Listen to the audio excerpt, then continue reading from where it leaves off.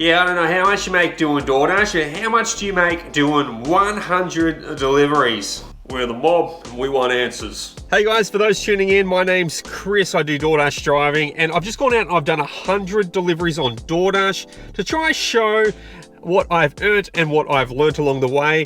And instead of just doing like a normal ride-along video where, I go out there and, I show what it's like doing the job, got plenty of them, I was like, let's punch the numbers through into spreadsheets, work it out, do a little bit of analytics around it, and I want to show you guys what I learnt. And how much did you make doing 100 deliveries? So total earned was $1,292.99, and the average order size, when you put them all together, divide them out by 100, worked out to $12.93 per order. Hi, I'm American Andy. How much of them offers were tips? So these offers had no tips on them, okay? So Australian customers can't add a tip before the delivery drivers are signed. So over in America, they add tips on, and then, it props it up and it's like, oh, this is a tip order, this is a no tip order.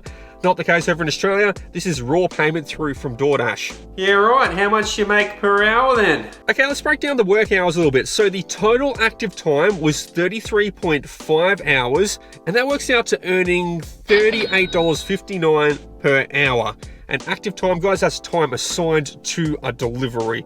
Now, if you look at the total dash time, total time I was logged into the app, dedicated to doing DoorDash driving, it's a little bit different. That's 39.5 hours, where it averages out to $32.73 per hour. And that's dedicated to DoorDash. So I'm logged into the apps. Sometimes I'm working, sometimes I'm not working. Across the entire time logged in, worked out to that 32.73 per hour. So that means I had 6 hours of downtime. And how much did you make per kilometer driven? Now, when it comes to kilometers driven, this is the kilometers the app's offered through, so we can work out the pay based off of that. So I drove 850 kilometers. That works out to $1.52 per kilometer. Now, granted, this is slightly inflated a little bit because I was doing shop and delivers. And shop and delivers, I drive out to a Coles. I do the shopping for the customer. My car's not driving in that time, but I'm earning some money from picking out groceries and doing the actual shopping for the customer.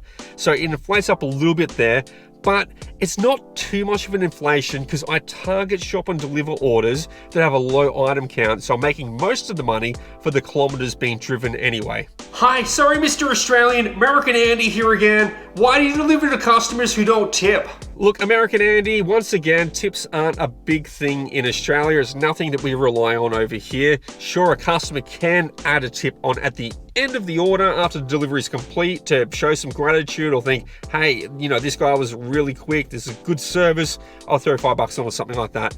It's nothing we rely on here, and all these offers that came through that I factored this through on, no tips are included on it. So American Andy, imagine that your average offer coming through is $12.92 with no tips on it. That's pretty cool, huh? Yeah, righto. What kind of deliveries did you get? Okay, so when it comes to order types, I ran them all through on the spreadsheet. I had a look at it. So 11 of the 100 orders were shop and delivers. That's where you go out shopping for the customer at Coles, get their items, and then take it across to them. Out of them 11 shop and delivers I did, I only shopped for 82 items across the 11. Now, 10 of the orders were click and collect orders. That's where I drive out to a Coles or a Woolworths and I collect grocery bags for the customer. So I'm not shopping myself, just collecting their groceries. So 10 out of 100 was doing that. And in total, I added it up. I did 55 bags, which averages out to 5.5 bags. And also on the orders that came through, 32% of my orders were either stacked or add to route. So that means multiple on the same kind of drive through. Righto, what were the most popular pickups you did? So the most frequent businesses was KFC. 15 out of 100 deliveries were for KFC. Just people love their Colonel, man. Something's in that. There's 7 herbs and spices, man. I swear one of them is Kentucky Fried Crack. People can't get enough of KFC in Australia for some reason. Other than KFC, second in place was Coles, doing shop and delivers or grocery pickups for them. And then the third most popular one is Woolworths, doing click and collect. So picking up the groceries, not shopping for it, picking it up, driving to the customers. So it kind of shows a little bit on the landscape. If we go back 3 years when I started, Coles grocery shopping wasn't really a thing at all back then. There was a couple of Coles Express starting to leak out on the trials, but when it came to like shopping at a Coles supermarket for the customer, didn't exist back then. Shifting landscape even further, now we got Woolworths in the click and collect space, which is adding to a large chunk of work coming in. So there's more jobs flowing through than there used to be.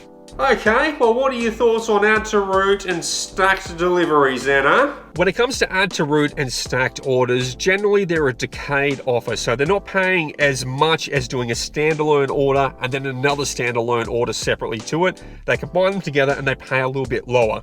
Now, this is not great for drivers, naturally, but if there is a peak bonus on, so say you're seeing, an extra $2, $3 or something like that on a peak rush that's occurring, that's when add to route and stacked worked in the driver's advantage, because generally add to routes are a small amount of kilometers just going a little bit further, or stacked, they're trying to maximize the route out. But when there's a peak bonus offer on, each delivery in that stack or add to route, or plus the primary of course, gets that extra peak bonus on there. So as an example, I think there was a $3.50 peak on, and I had a triple stack from a pizza store on these deliveries. So that's $10.50 in bonuses plus the core offer, and it's just driving to the one pizza store, picking up 3 separate orders, and then dropping them all off around. So I made an extra $10.50 from that one delivery on top of the regular. I think the total was like $21 or something, doing 8 kilometers. So absolutely fantastic offer. So in short, when there's peaks on, add to routes and stacked orders work to your advantage. When there's no peaks on, they work against the driver. Well, you didn't shop for many items, did you? Why was that? When it comes across to shop and deliver, my strategy that I use is I look for very small item counts, okay? So I'm not doing the big 30, 40, 50 item shop and delivers where I'm going through the Coles, spending a lot of time doing the grocery shopping. I don't do that because I know that I'm not a fast shopper. There's other people, other dashers out there that can absolutely smoke me when it comes to shopping speed. They can go twice as fast as me. I know that. So I just target small ones because I can do the shop relatively quick, get through the checkout, and then I can make my money on the kilometers driving. So I think the 2 largest, when I ran through the numbers, I did a 21 item order and a 15 item order, but I checked the orders out before I took them on. On the offer screen, you can click the little shopping thing for Coles. A lot of you don't know this. You can click the little shopping thing for Coles that says shop and deliver. Click on that. It'll show you the full list of items. So on this 21 and this 15 item order, I had a quick scroll through that. I was like, cool, there's a lot of multiples here. So, there might be 3 yogurts and then 4 bananas, example only. But like that, I'm like, okay, so 21's more like an 8 item order when you factor in the multiples, because it doesn't take too long to pull a couple of things off the same spot in the shelf. So that's what I target for. So the orders coming through like 20, 30, 40 plus items, I decline them.